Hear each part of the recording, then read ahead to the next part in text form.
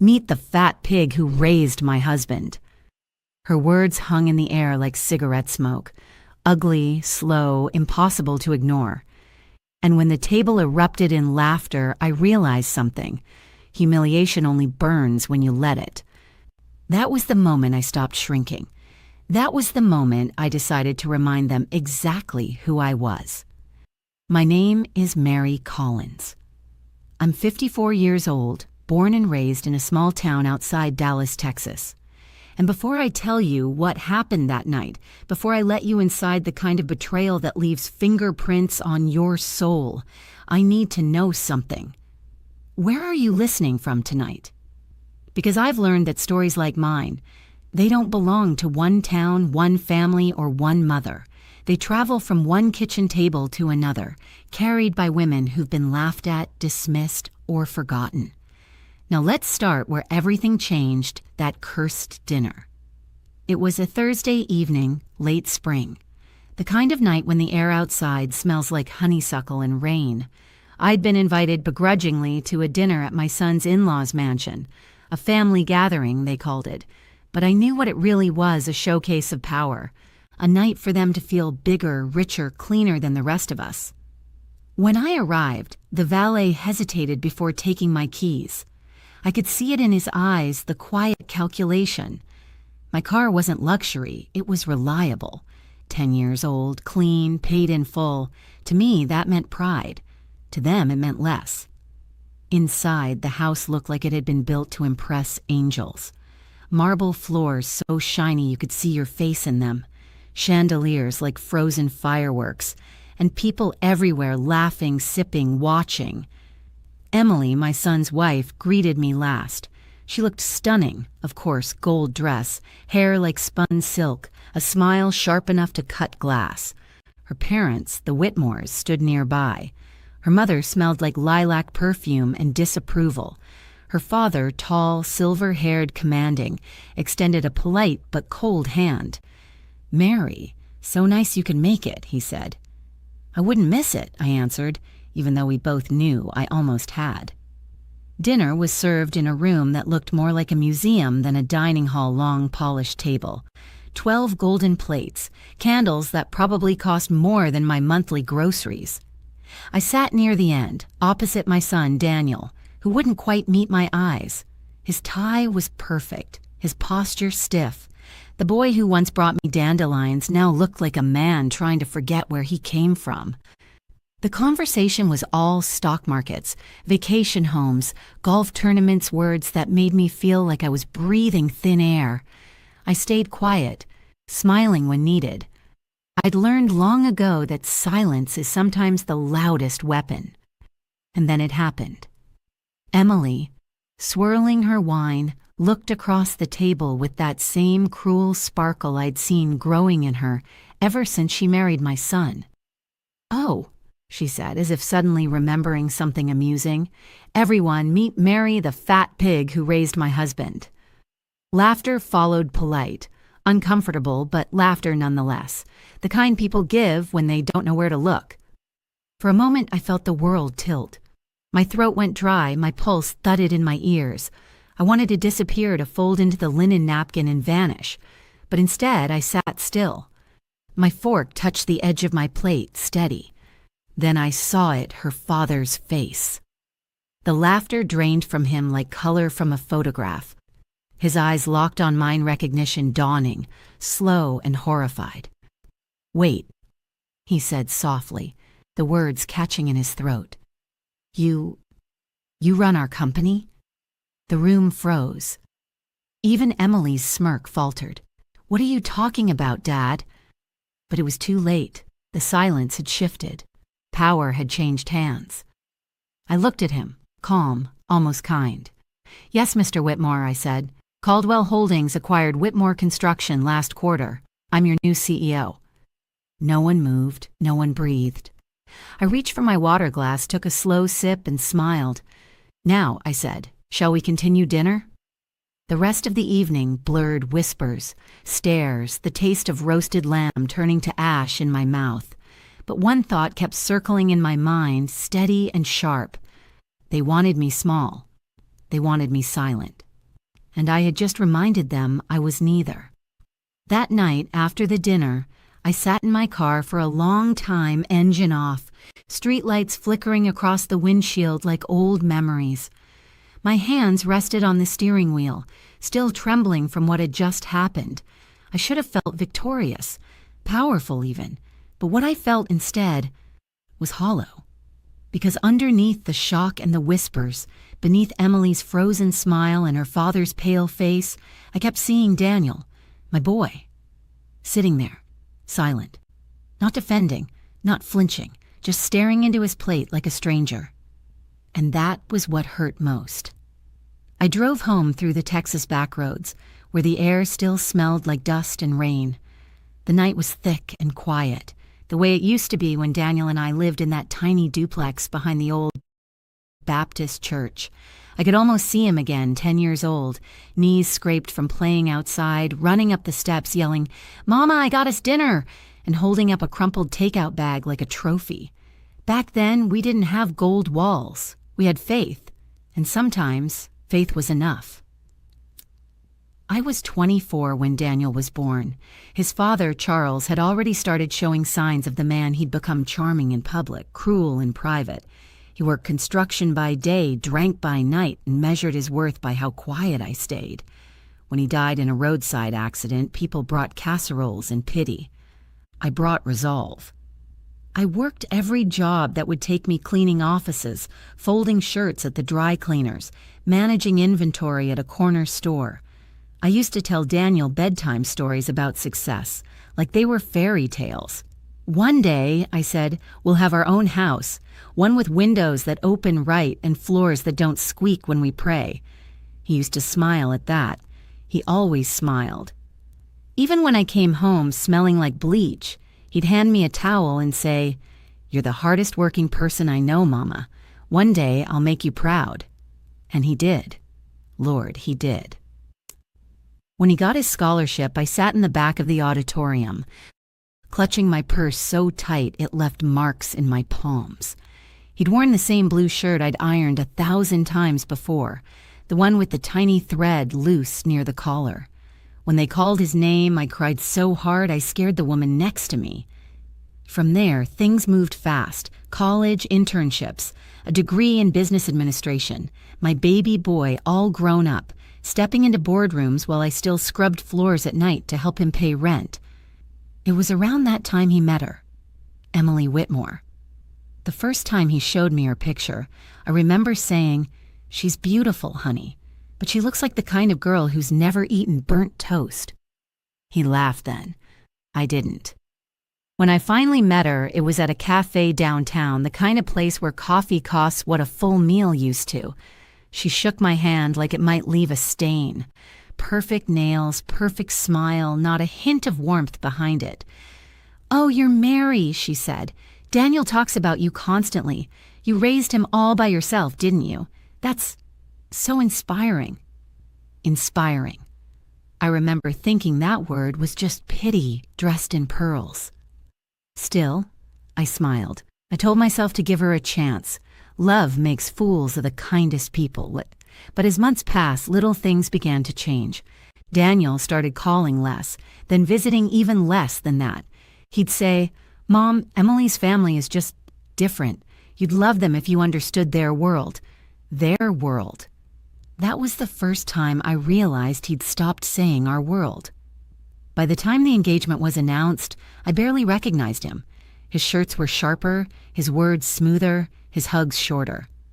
I remember one night sitting on my porch, holding an old photo of the two of us, me with messy hair, him missing a tooth, both of us covered in pancake batter, and thinking, somewhere along the way, my boy traded love for status. People like to say money changes everything, but I've learned something truer: it doesn't change people, it reveals them. And soon enough, I was about to see just how much it would reveal in both of them. The first sign came quietly like a draft slipping through a closed door. A wedding invitation I never got to help design. Then a florist's receipt I found on social media, tagged #Whitmore Wedding, weeks before anyone told me the date. I remember staring at that post, my son in a tuxedo fitting, Emily beaming beside him, and realizing I was no longer part of the story I'd written my whole life. When Daniel finally called, his voice was light but distant, like a man standing at the edge of a canyon. "Mom, it's going to be a small ceremony," he said. "Just close family." I laughed softly. "What am I, Daniel? The mail carrier?" He didn't answer right away. The silence between us stretched so long I could hear my own heartbeat. "Emily's family. They have certain expectations," he said finally. "They're covering everything and, well, they want to keep it elegant. You know how appearances are." Appearances. That word cut deeper than any insult. When I hung up, I sat at my kitchen table staring at the invitation that never came, my hands shaking. The table was scratched, the chairs mismatched, but it had held more love than any ballroom ever could. The next time I saw Emily's parents was at the rehearsal dinner. I went because I refused to vanish. Her mother, Lydia, looked me up and down, her smile thin as lace. "Mary, dear," she said, touching my arm, "we didn't think you'd make it. I know it must be a bit overwhelming for someone of your background." I smiled. "Overwhelming? No, ma'am. I've cleaned bigger rooms than this." Her smile faltered. I caught Daniel's eyes across the room, the faintest flicker of embarrassment, maybe even guilt, but he said nothing. After they married, my visits grew shorter. My calls went unanswered more often. When I did come by, Emily was always just heading out. Once I brought over a chocolate cake, Daniel's favorite since he was 8. I left it in the kitchen while I went to wash my hands. When I came back, it was gone. Emily stood at the counter, smiling, wiping her hands with a paper towel. "Oh, that? I tossed it," she said casually. "We don't really eat homemade things.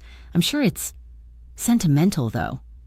For a moment, I couldn't breathe. That cake wasn't just food, it was memory, tradition, love baked into flour and sugar. But I said nothing. I just nodded and left, the smell of cocoa following me out like a ghost. That was when I began to see their world for what it really was, polished, but hollow. Emily's family spoke in numbers and deals, not feelings. To them, people were either assets or liabilities. And my son, my Daniel, had become their most valuable acquisition. One afternoon, I overheard Lydia talking at a charity event. "He's such a good investment," she said to a friend. "Emily really landed a future executive. Mary must be thrilled. I mean, for someone from her world, my world, as if they existed on separate planets." But what they didn't know was that my world had been quietly expanding.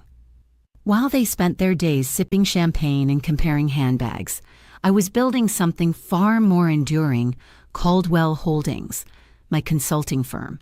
It started with a single client in a small office space above a laundromat, but within 5 years, we were handling multi-million-dollar accounts.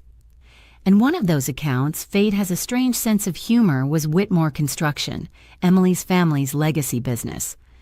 When my lawyers told me, I almost laughed. I remember whispering, "God doesn't always shout his justice. Sometimes he signs it in ink." I didn't tell Daniel. Not yet. Not until I had to.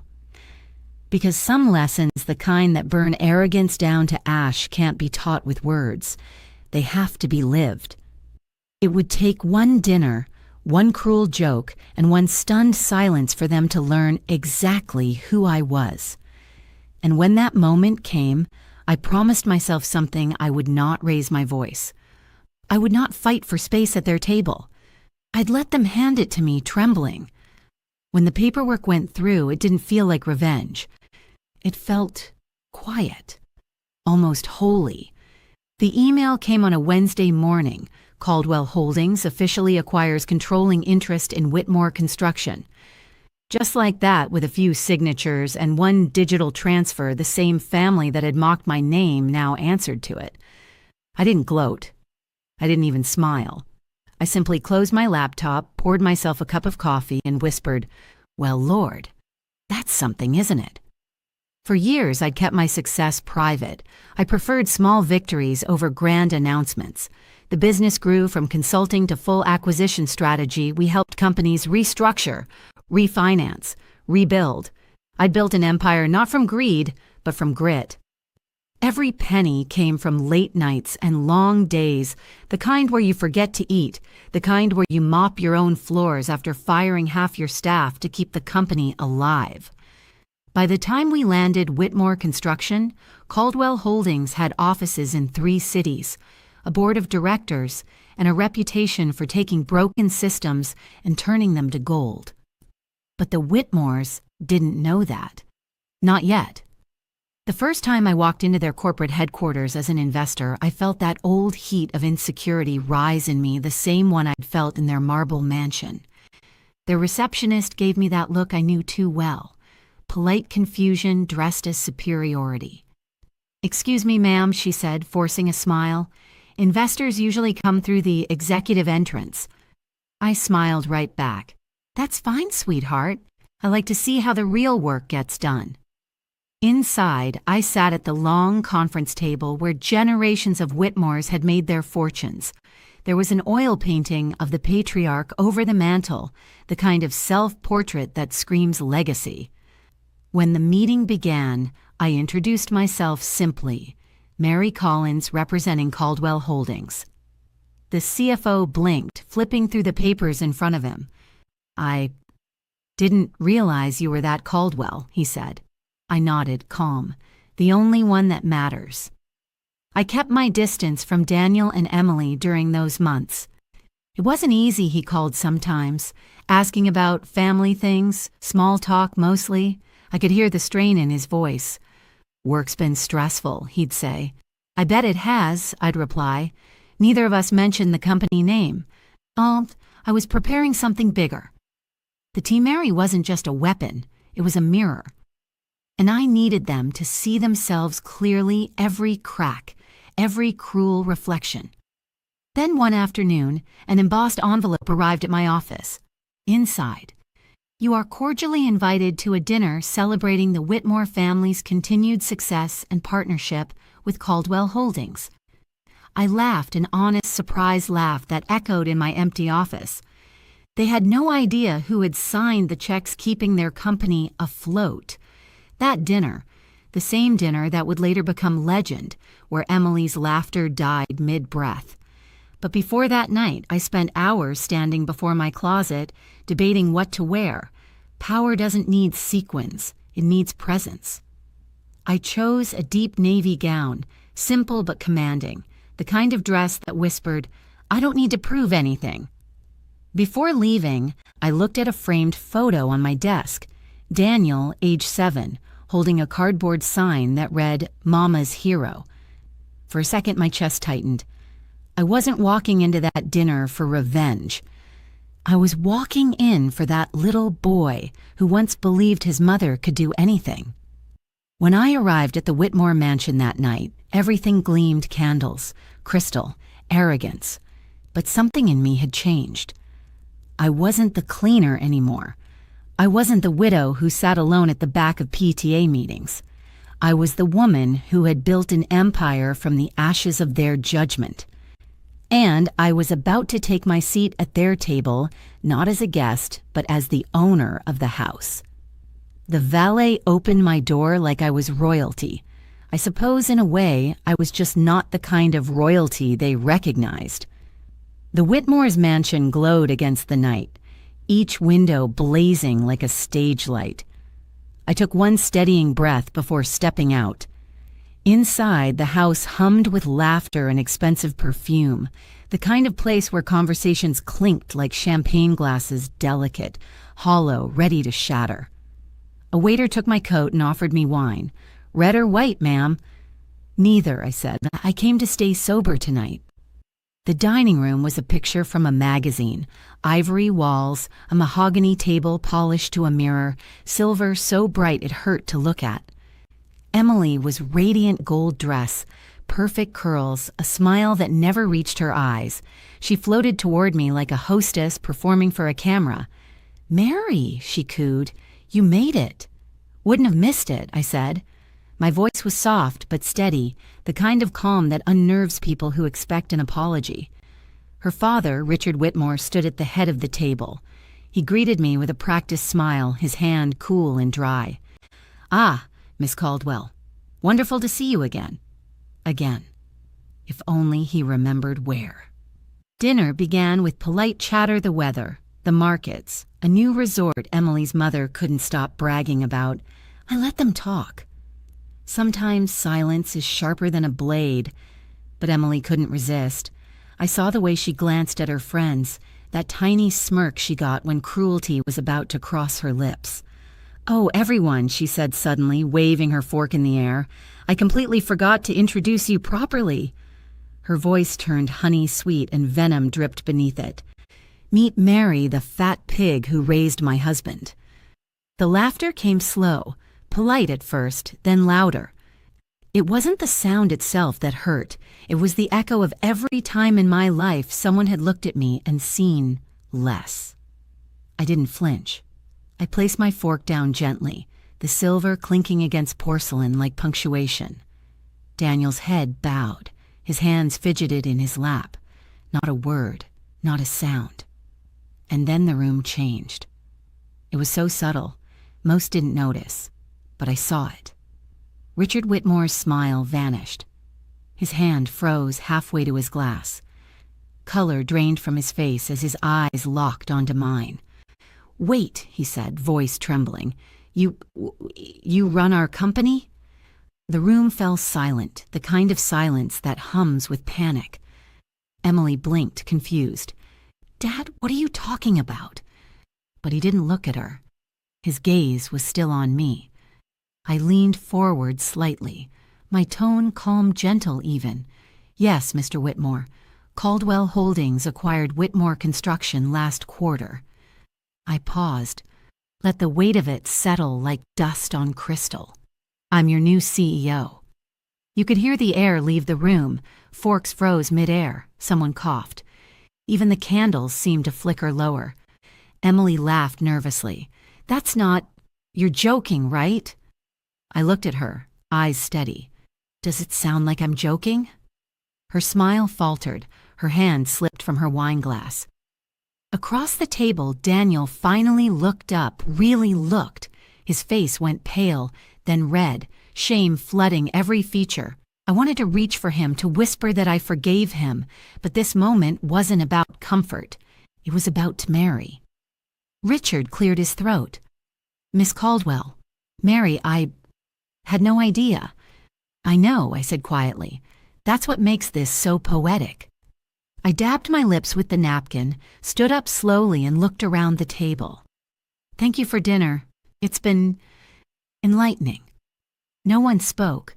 The laughter that had filled the room only minutes ago had turned to stone. I turned to leave, my heels clicking against their imported marble. Each step sounded like a closing door.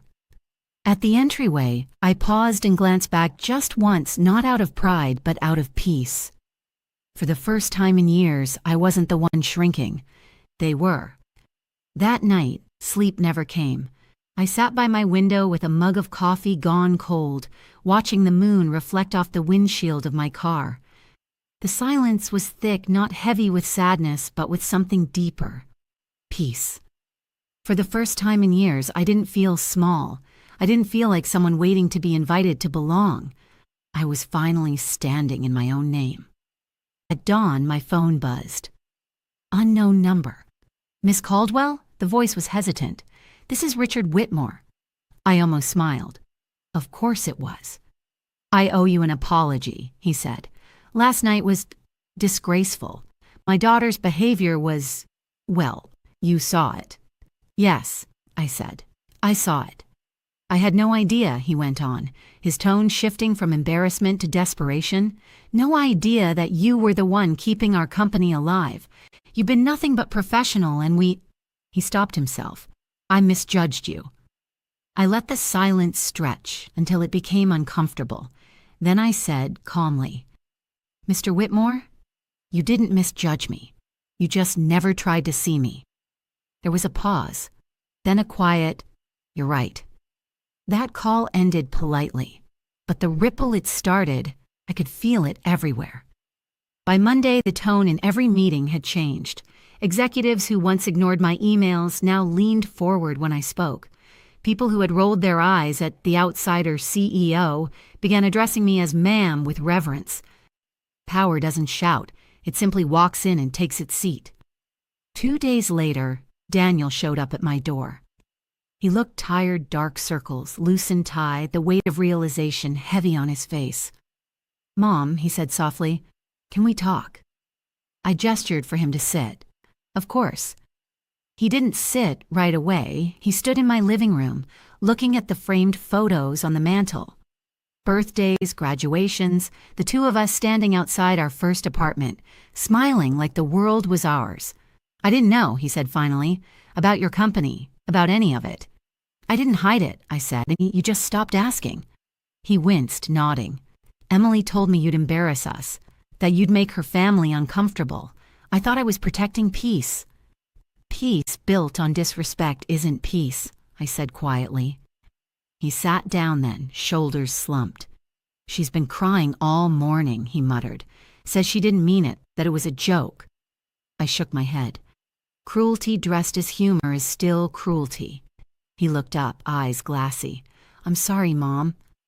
I studied him, the boy who once held my hand crossing the street, now a man learning humility in the hardest way possible. I wanted to stay angry, but love, the real kind, doesn't always shout either. So I reached across the table, touched his hand and said, "I forgive you, but forgiveness isn't the same as forgetting." He nodded, silent tears slipping down his cheeks. After he left, I walked to my home office and opened the blinds. The sun was rising, soft gold spilling across my desk. My reflection glimmered faintly in the window, older, stronger, finally free. That night had shifted something inside me. For so long, I tried to prove myself worthy of their acceptance, of my son's approval, of society's permission to exist without shame. But standing in that dining room, I realized I didn't need any of it. Respect earned through endurance is stronger than any title. A week later, a bouquet arrived at my office. White lilies. A note attached. "For teaching us what real grace looks like, R.W." I smiled, placed the flowers in a vase, and moved on with my day. The world hadn't changed. But I had. It's been 3 years since that dinner. The lilies from Richard's apology long withered, but I kept the vase, not as a trophy, as a reminder that power wrapped in arrogance is fragile, and Tamari always finds its way to the surface. The Whitmores still run their construction firm under my company's umbrella. We meet once a quarter. It's always professional, always polite. Emily avoids eye contact. That's fine. Some lessons leave bruises they'll never admit to. Daniel comes home more often now. Not to impress, not to apologize, just to be. He calls every Sunday morning, even if only to ask, "You had breakfast yet, Mom?" Sometimes we sit together in silence, watching the world outside my kitchen window, and that silence feels like healing. Last month, he brought someone new with him. Her name's Lily, his daughter, my granddaughter, barely 6 months old, eyes wide like her father's when he was little. When he placed her in my arms, I felt something unlock in me. That same pulse of love, fierce and unconditional, but softer this time, calmer. I whispered to her, "You come from women who don't bow." She smiled that gummy, innocent grin, and for a moment the world felt forgiven. I keep thinking back to the girl I once was, the widow scrubbing office floors, praying over overdue bills, the one people pitied, the one who used to whisper to herself, "Just keep going." She had no idea she'd become the woman in the mirror today. I still live in the same house, not because I can't afford better, but because every brick here carries my story. The porch where Daniel took his first steps, the kitchen where I used to count coins in a coffee tin, the mirror above the sink where I'd once traced the wrinkles forming and wonder if they meant failure or survival. Now, when I look in that mirror, I see something else entirely. I see strength disguised as softness. I see a woman who was underestimated, and yet she built an empire quietly enough to surprise even those who mocked her. I see peace. One night, not long ago, I found myself standing on that same porch, coffee in hand, thinking about Emily, about all the people who've thrown words like stones and expected me to crumble. And I realized something. Forgiveness isn't weakness, it's ownership. It's saying, you no longer get to live in my head. I forgave Emily, not with a grand gesture, not even out loud. I forgave her because she taught me something I didn't know I needed to learn, that dignity doesn't need an audience. I've learned that revenge is fleeting, but recognition that lasts. When someone underestimates you and you rise quietly anyway, that's a kind of poetry no insult can erase. So now, whenever I mentor young women at my firm, the single mothers, the quiet ones who think no one sees them, I tell them my story, not for pity, for proof. Don't chase their tables, I say. Build your own. Because sometimes the most elegant revenge is simply thriving where they swore you couldn't. Tonight, as I write this, my lamp glowing, the air thick with that sweet Texas dusk, I glance once more at my reflection in the window. The lines on my face aren't reminders of pain anymore. They're records of persistence. And I know now, without doubt, that everything I went through, every sneer, every silence, every cruel word was shaping me into this moment. The moment where I can finally say with peace instead of anger, that betrayal lit a fire in me I never thought I had, and it still keeps me warm,